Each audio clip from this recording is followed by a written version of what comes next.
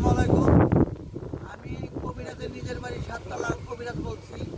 এই যে আমার হাতের সামনে একটা গাছ দেখছেন, এই গাছটার নাম হচ্ছে উলুট কমল।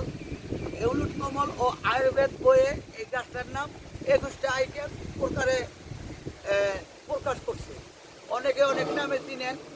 এই গাছের ডাকবার উপকার হয়ে জায়গা অনেকের এই প্রসবের আগে পরে ধাতু যায় বা ভিতরে অশান্তি লাগে, টয়লেট ক্লিয়ার হয় না, এবারে আপনার খাওয়ার পরে রুচি আসে না, এগুলোর কাজ করে। আর এইটার শিকড়ের কাছে যেটা অনেক মেয়েদের অনিয়মিত মাসিক হইলে তলপেটে অনেক বেদনা হয়, বেদনার কারণে দেখা গেছে বিছনায় শুয়েও থাকতে পারে না।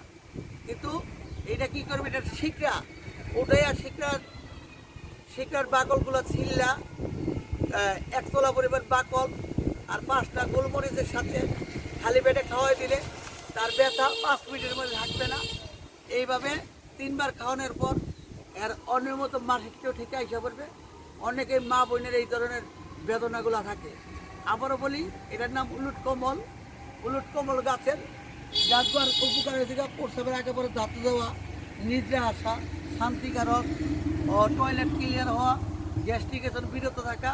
আর এটা শিকড়ার কাম হয়ে জায়গা যতনি শিকড়ার রস বা শিকড়ার বাকল রস 4 হইতে 5টা গোলমরিচ।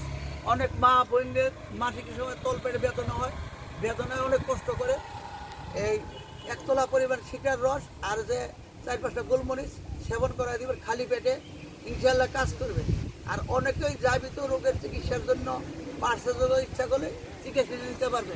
আমাদের কবিরাজ বাড়িতে করোনার কারণে এখন কল দিলে আপনি 500 ওষুধ পাইবেন।